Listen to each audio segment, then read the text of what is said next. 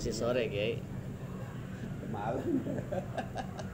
Kalau sekarang sampai jam 11. Sekarang mau biasa. Ya, terima kasih Ustaz Nurul atas ceramahnya tadi. Kemudian dilanjutkan nanti acara puncak kita, acara ceramah dari Kiai Haji Abdul Wahab dan Kiai Adnan sebagai pengasuh Pondok Pesantren Al-Wasilah. Mungkin waktu dan tempat saya persilakan. Sore. Jam belas kayak itu deh.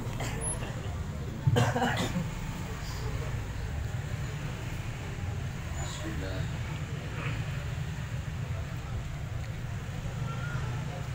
Assalamualaikum warahmatullahi wabarakatuh. Waalaikumsalam warahmatullahi wabarakatuh. Alhamdulillahilladzi anzala ala 'abdihil kitaba wa lam yaj'al lahu iwaja qayyiban liyunzira ba'san shadidan min ladun wa yubashshiral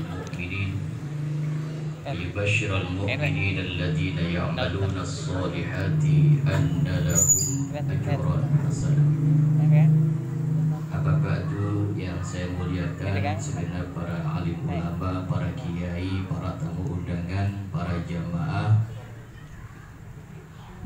mobil khusus keluarga besar almarhum Bapak Haji Masar bin Haji Abbas.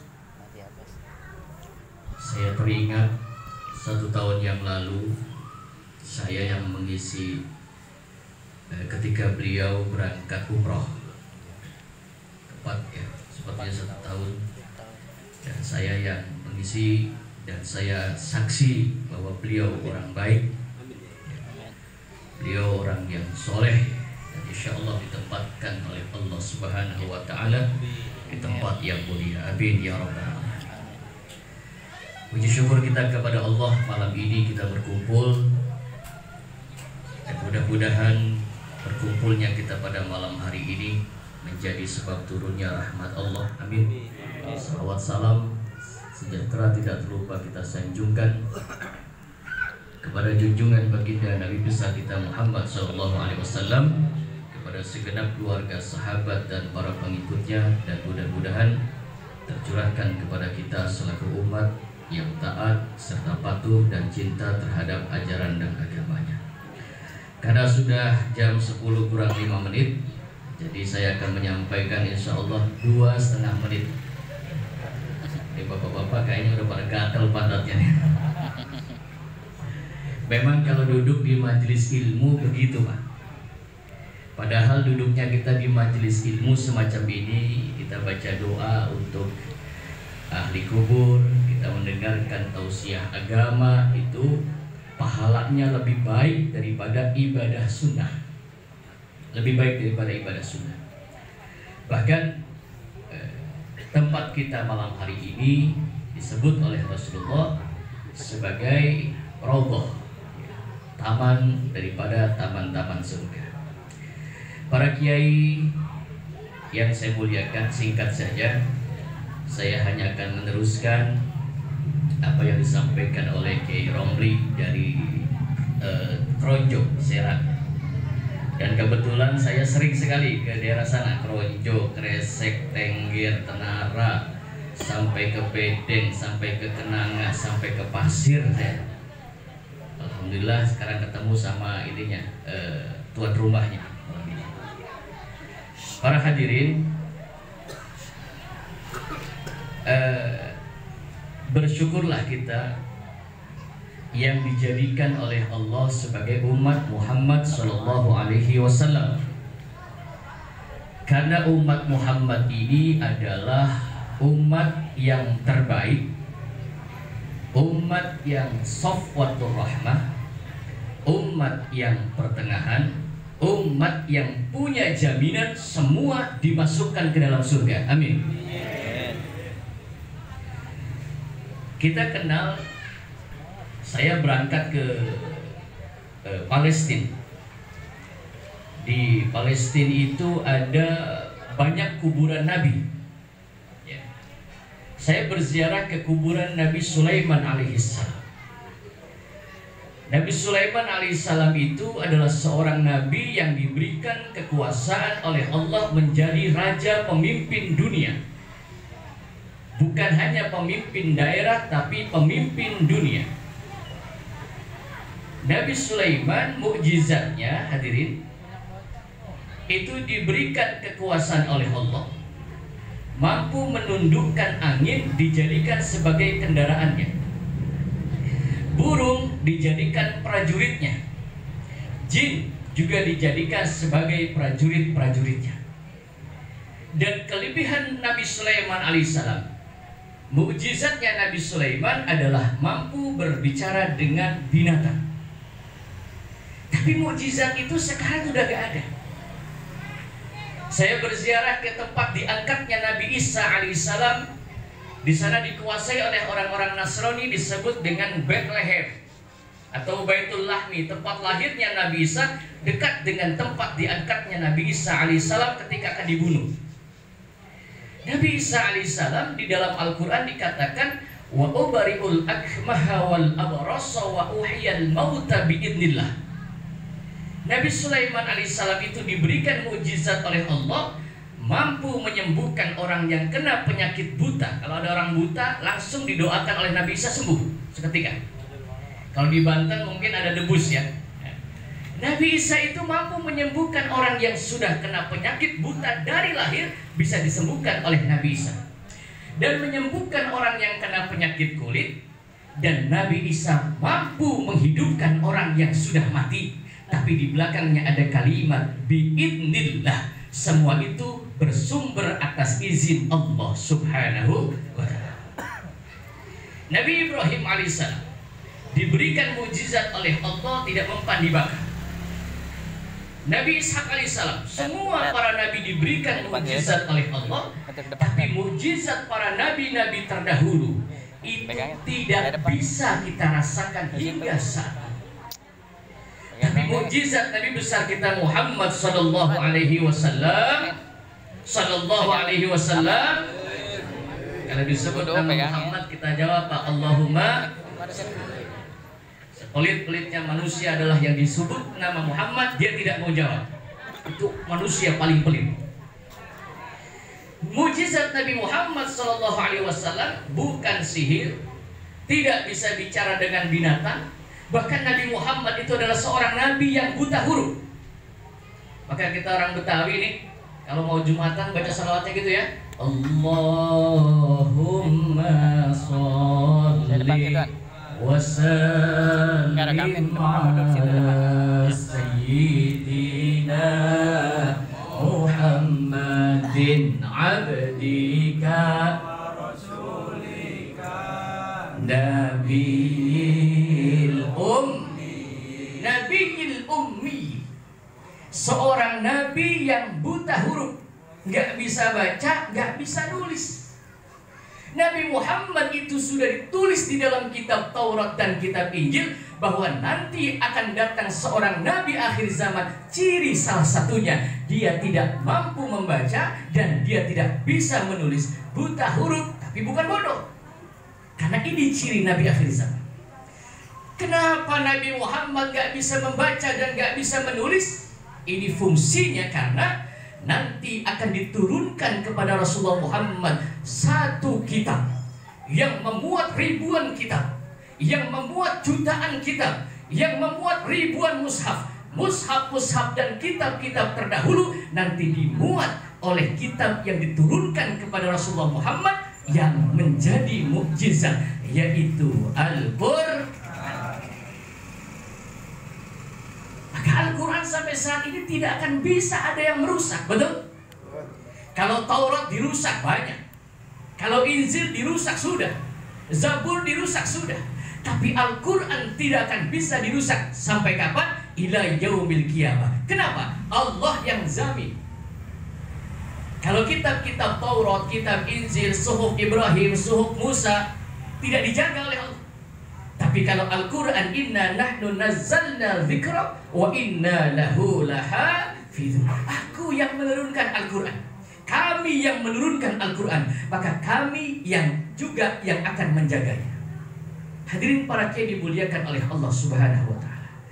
Maka pedoman Al-Qur'an yang menjadi mukjizat Nabi besar kita Muhammad sallallahu alaihi wasallam yang sampai saat ini mukjizatnya masih bisa kita rasakan, ini menjadi jawaban semua masalah yang sedang kita hadapi.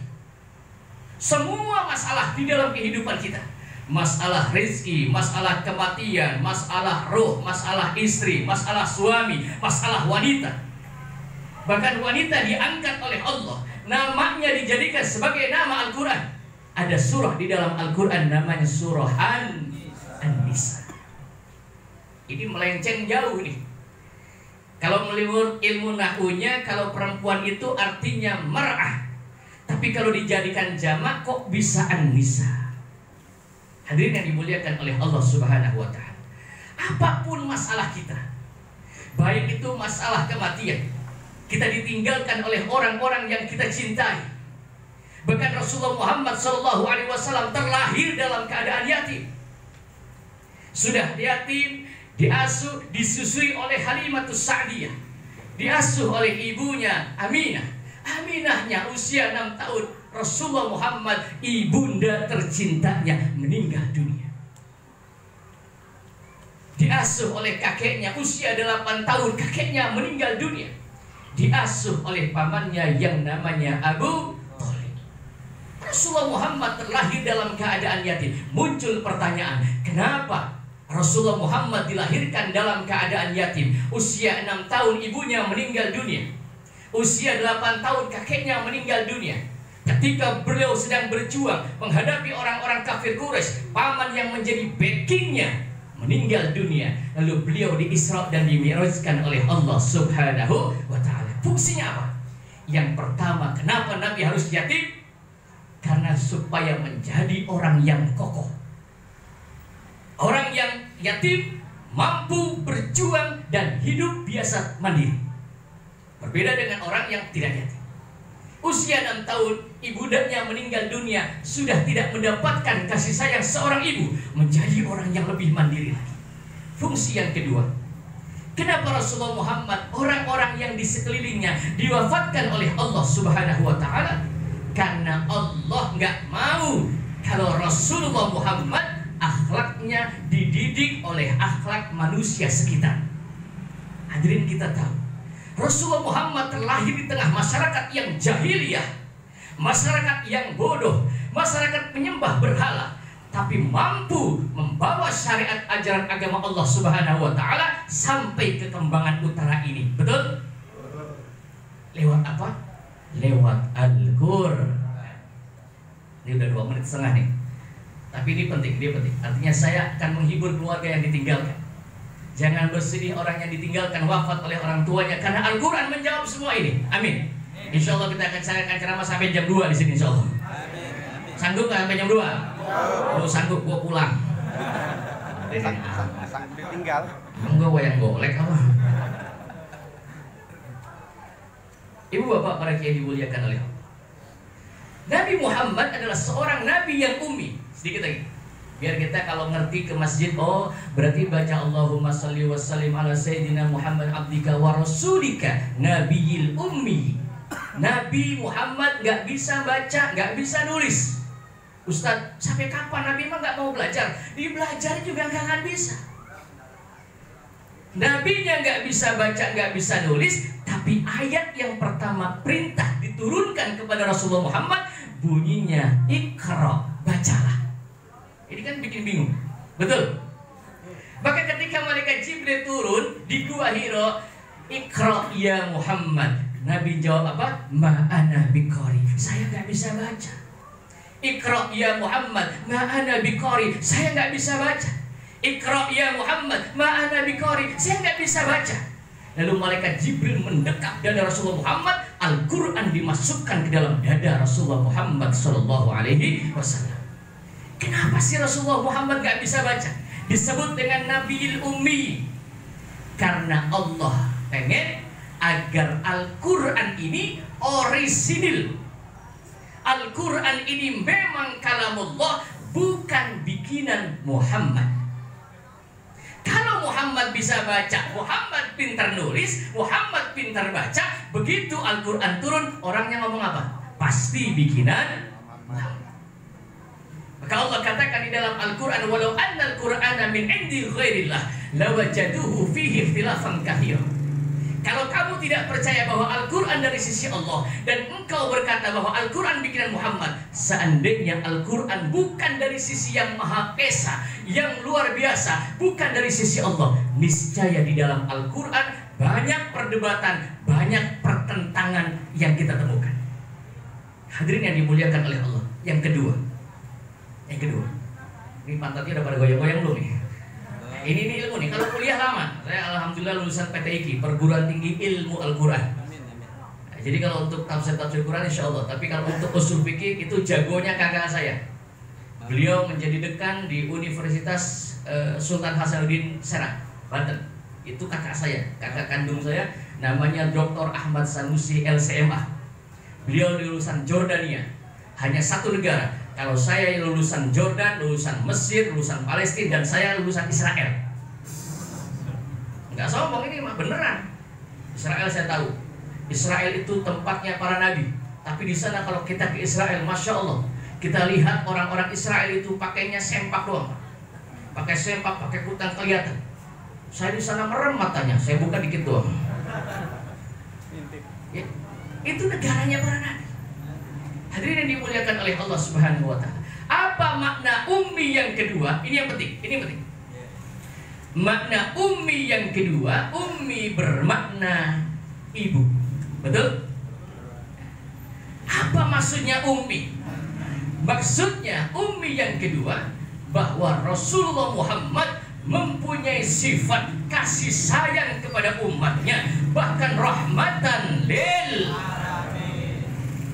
Itu bagaikan kasih sayang seorang ibu, bagaikan kasih sayang orang tua terhadap anak-anaknya. Betapa sayangnya Haji Marsa terhadap anak-anaknya, betul? Sampai rela berjuang jualan cabai katanya, tapi dia masih sayang kepada anaknya, membuat majlis-majlis ilmu untuk bekal beliau di akhirat. Karena kasih sayang seorang ibu, kasih sayang seorang ayah, kasih sayang seorang tua nggak ada habisnya. Orang tua rela nggak makan, yang penting anaknya. Orang tua rela nggak tidur, yang penting anaknya. Orang tua rela hidup makan apa adanya, yang penting anak saya bisa bahagia, anak saya menjadi anak yang berbakti kepada orang tuanya. Amin. Hadirin, begitu sayangnya orang tua terhadap anaknya, sampai digambarkan di dalam Al-Quran cinta kasih seorang ayah, seorang tua kepada anaknya. Kalau sudah bicara Al-Quran, siapa yang berani menentang? Ada nggak di sini yang berani menentang Quran? Ada nggak? Kalau Al-Quran yang sudah bicara, digambarkan di dalam Al-Quran ada orang tua yang kehilangan anaknya. Kita ini, kalau kita punya orang tua, saya punya ayah. Ayah saya namanya almarhum Kiai Haji Ahmad Dasuki Adnan. Beliau asli orang Cirebon. Ketika saya kecil-kecil, waktu maghrib nggak ada, anaknya dicari, betul? Jangankan kita manusia, ayam anaknya hilang satu, dicariin tuh Pak. Dulu saya pernah pesantren di Cirebon, ada kiai namanya Kiai Fuad, itu ahli ilmu nahwu sharaf. Satu ketika itu di masjid kotor, banyak tai ayam. Banyak tai ayam.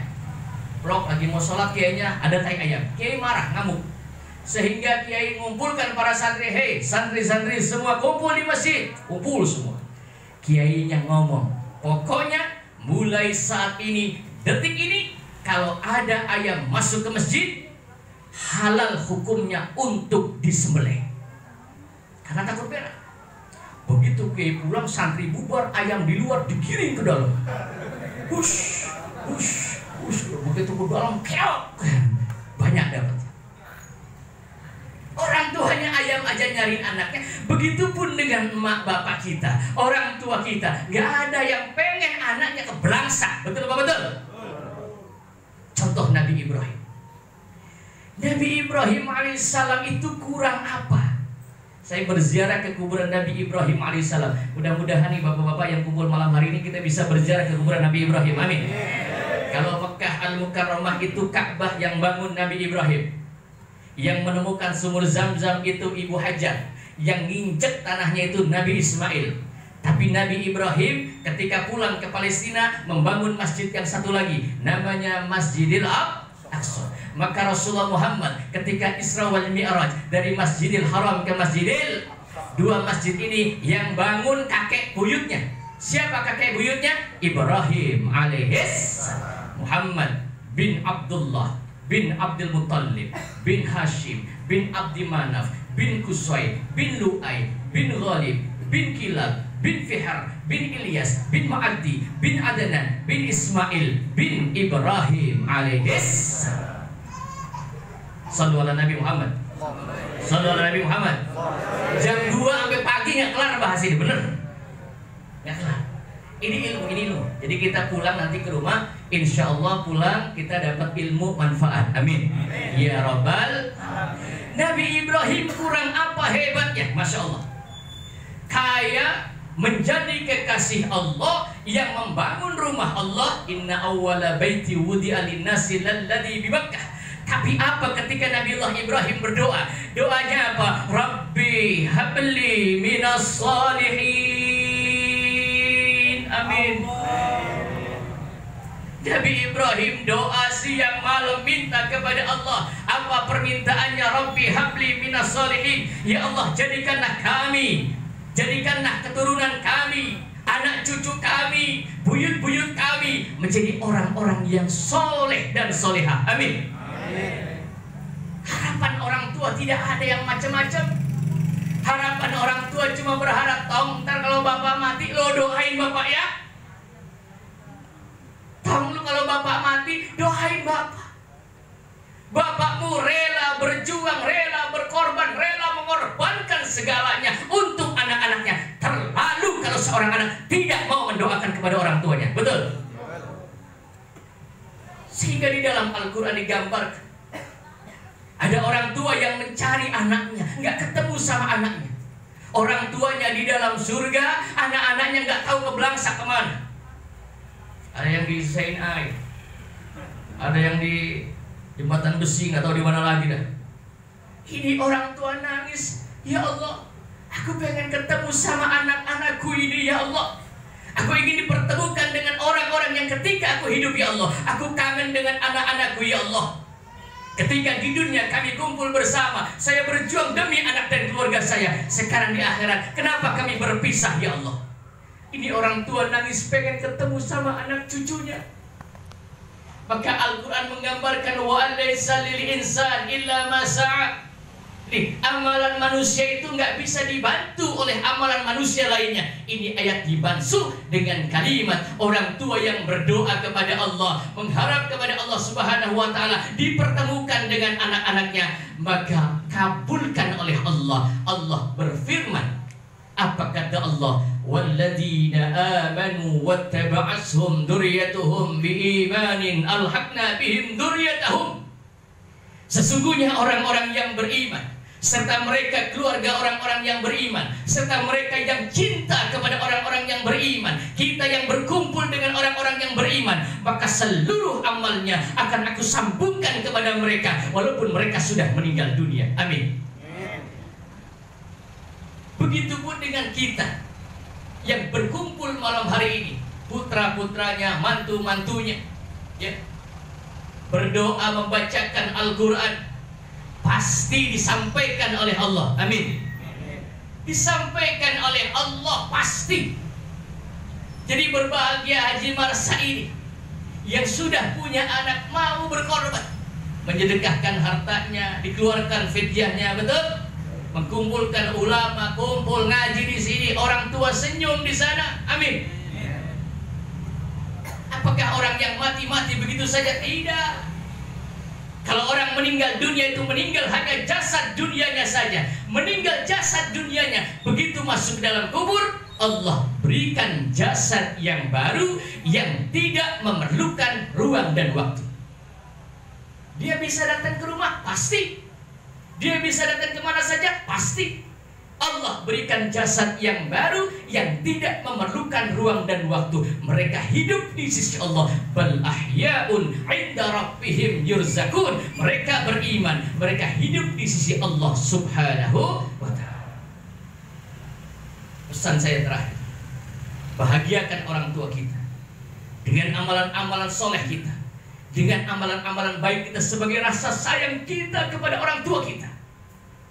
Begitupun sebaliknya, orang tuanya kurang soleh, orang tuanya amalnya kurang, ibadahnya kurang, amalnya kurang, ngaji nggak bisa, sholat jarang-jarang, tapi anaknya didekatkan dengan ulama, anaknya didekatkan dengan pengajian, anak-anaknya didekatkan dengan alim ulama. Ketika anak itu membacakan doa untuk orang tuanya, maka orang tuanya dijamin masuk surga.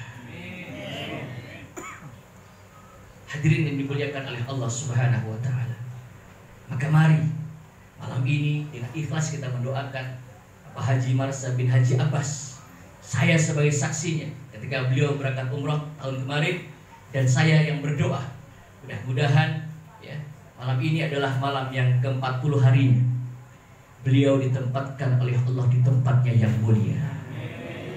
Beliau diganjar segala amal baiknya, dan anak-anaknya dijaga oleh Allah. Amin. Tetap rukun. Amin. Tetap guyup. Amin. Jangan ada yang bertengkar. Karena biasanya sampai bab waris ini kusut urusannya. Betul? Maka Allah katakan di dalam Al-Quran, wabil walidaini ihsana, wabil walidaini ihsana, wabil walidaini ihsana. Allah sering kali berkata di dalam Al-Quran, ayo kita berbuat baik kepada orang tua. Kenapa?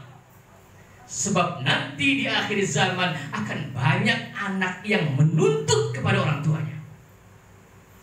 Di akhir zaman banyak anak yang mengadilkan orang tuanya. Banyak anak di akhir zaman yang mereka menggugat orang tuanya hanya gara-gara harta. Maka saya jaga, saya pesan kepada putra-putranya, kalau ada masalah boleh dilaporkan kepada Pak Kiai Romli jaga saya. Jika ada yang kurang pas, soal apa, boleh kepada yang lebih tua. Bahagiakan orang tua kita dengan amalan-amalan soleh kita. Maka insya Allah orang tua kita bahagia. Amin. Orang tua kita gembira, amin. Disirami dengan Al-Quran, amin. Disirami dengan bacaan ayat-ayat Al-Quran, amin. Insya Allah ditempatkan di sisinya yang mulia. Yang terakhir hadirin yang dimuliakan oleh Allah, saya ingin panjang lebar sampai jam 2, tapi udah jam 10 lewat 15 menit. Insya Allah. Jadi saya sebagai saksi ya, bahwa beliau orang baik, sangat baik, orangnya lembut. Saya ngobrol dengan beliau luar biasa. Saya gak nyangka beliau meninggal dunia. Dan kita yang masih diberikan umur panjang, kematian ini adalah merupakan nasihat dari Allah bahwa kita nanti cepat atau lambat pasti akan menyusul. Pasti akan menyusul. Maka apa yang sudah kita persiapkan untuk bekal kita, mari kita berpikir tentang itu. Hadirin yang dimuliakan oleh Allah Subhanahu wa ta'ala, innal ladzina amanu wa 'amilus solihati kanat lahum jannatul firdausi nuzula. Orang-orang yang beramal soleh dan ingin berjumpa dengan Allah, faman kana yarju liqa'a rabbih falyamal 'amalan sholihan wa la yusyrik bi ibadati rabbih ahada. Jika kita ingin dipertemukan oleh Allah dengan orang tua kita, dengan keluarga kita, dengan saudara kita, dengan orang-orang yang kita cintai, maka jangan lepas daripada iman Islam kita kepada Allah Subhanahu wa ta'ala. Terima kasih. Mohon maaf atas segala kekurangan. Wallahul muwafiq ila aqwamit thoriq. Wassalamualaikum warahmatullahi wabarakatuh.